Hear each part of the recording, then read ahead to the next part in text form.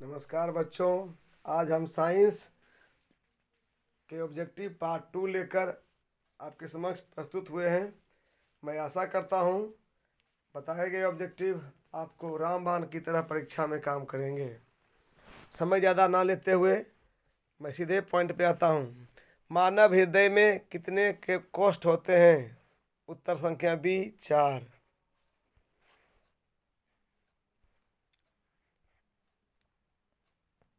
चार हो गया। पौधों पत्तियों में गैसों का आदान प्रदान किसके द्वारा होता है? आप जानते हैं कि रंध्र छिद्र द्वारा होता है। आंसर नंबर बी सही उत्तर है। किस प्रकार के श्वसन में अधिक ऊर्जा मुक्त होती है? तो वायवीय श्वसन में सबसे ज़्यादा ऊर्जा मुक्त होती है। ध्यान रखिएगा, आप श्वसन 2 प्रकार के होते हैं, वायवीय और अवायवीय। शरीर में भोजन का पचना किस प्रकार की अभिक्रिया है? तो उसको हम ऑक्सीकरण अभिक्रिया कहते हैं। क्वेश्चन नंबर बी सही है, बी सही आंसर है। अगला प्रश्न है, मानव मूत्र में यूरिया की मात्रा कितनी होती है? Option number C 2%। 2% सही आंसर है। अगला प्रश्न है, श्वसन किस प्रकार की अभिक्रिया है? तो श्वसन एक ऊष्माक्षेपी प्रक्रिया है जिसमें ऊष्मा को शरीर में लिया जाता है, मतलब ऊष्मा का उसमें ह्रास होता है।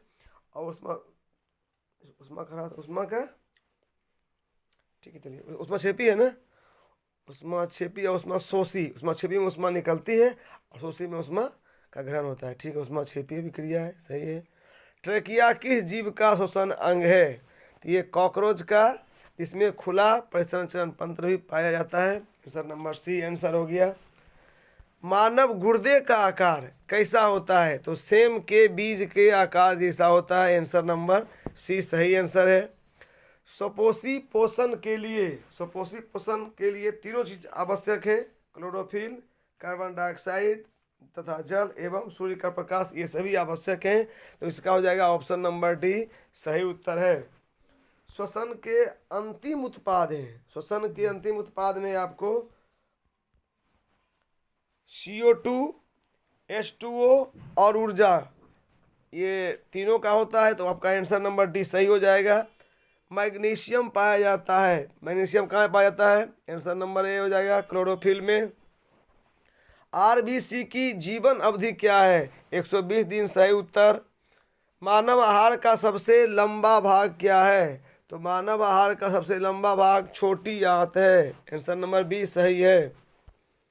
रक्त क्या है? रक्त को हम कहते हैं एक तरल संयोजी उत्तक है, लेकिन यहाँ तरल नहीं दिया हुआ है, तो आप इसमें उत्तक ए मार देंगे, आपका सही उत्तर हो जाएगा।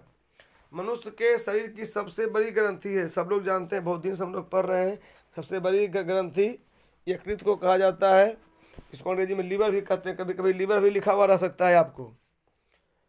मनुष्य के आहार नाल की अवशेषी अंग आपका एपेंडिसाइटिक्स है, जो मनुष्य के पेट में पाया जाता है। ये अवशेषी अंग है, बेकार का अंग है। अगला प्रश्न है, प्रसिद्ध पुस्तक द माइक्रोग्राफिया किनके द्वारा लिखी गई थी? तो इनका लेखक है Robert Hooke. Option number D सही उत्तर, रॉबर्ट हुक। प्रोटोजोआ उत्सर्जित पदार्थों का निष्कर्षण कैसे करता है? तो फैला देता है, विसरण कर देता है। आपका ऑप्शन नंबर बी सही उत्तर है। पित्तरस कहाँ से स्रावित होता है? तो पित्तरस आपका यकृत से स्रावित होता है। पित्तरस आपका यकृत से स्रावित होता है। ऑस्टोमेटा के खुलने और बंद होने की क्रिया को नियंत्रित करता है। तो इसका उत्तर हो जाएगा ए ऑप्शन, द्वार कोशिकाएं। एकदम बच्चों इसको सब्सक्राइब कीजिए चैनल को और फैलाइए। बहुत इंपॉर्टेंट क्वेश्चन है, मैंने बहुत जमा करके बनाया है इसको।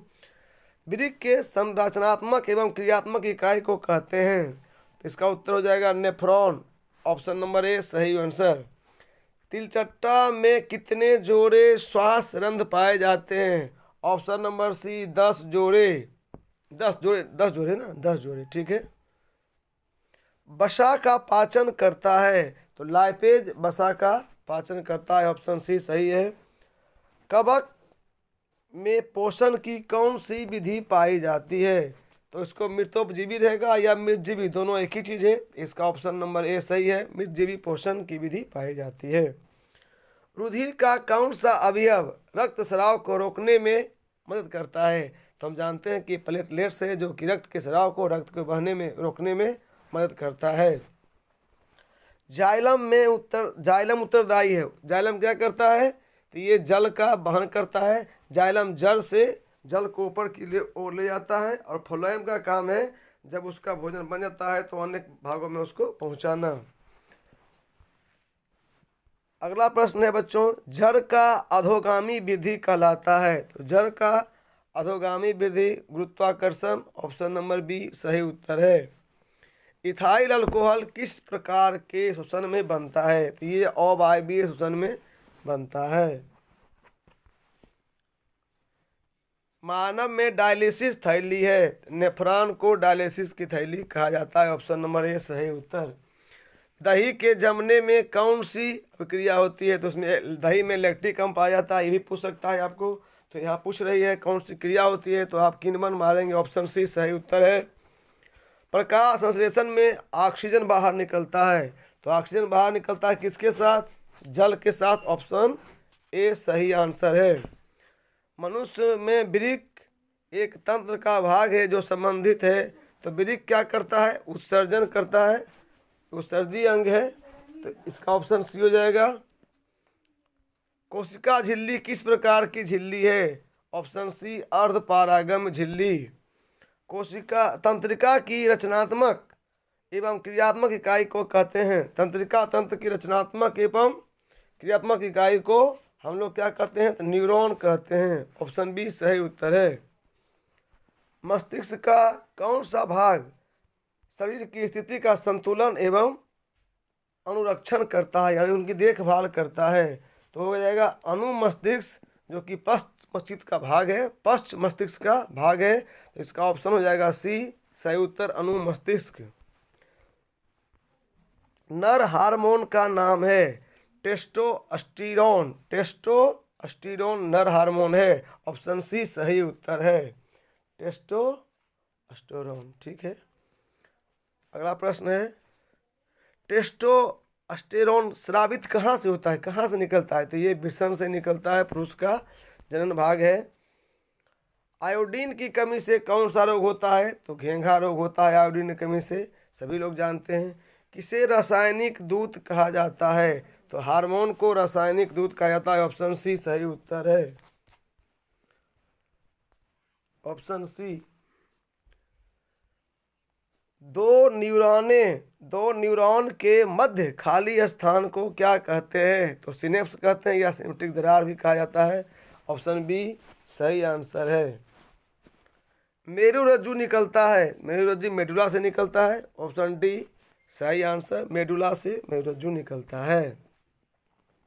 पादपों में पाए जाने वाला वृद्धि हार्मोन निम्न में से कौन है? तो जिबरेलिन को हम वृद्धि हार्मोन पादपों में कहते हैं, ऑप्शन ए सही उत्तर है। पूरा याद कर लीजिएगा, निश्चित परीक्षा में पूछेगा। पौधों में जनन अंग कहाँ पाए जाते हैं? पौधों में जनन अंग पुष्प में पाए जाते हैं। पौधों में दो अंग होते हैं, पुंकेश्वर और स्त्री केसर। पुंकेश्वर पुरुष का यानी नर का भाग करता है, और स्त्री केसर स्त्री का अंग का कार्य करता है पौधों में। पूर्ण विकसित अंडाशय कहलाता है, पूर्ण विकसित अंडाशय आपका क्या कहलाता है? तो फल कहलाता है, फल, ऑप्शन सी सही आंसर है। मानव में जनन नर जनन ग्रंथि कहलाता है, तो नर जनन ग्रंथि को वृषण, ऑप्शन नंबर ए सही है, वृषण को हम नर जनन ग्रंथि कहते हैं।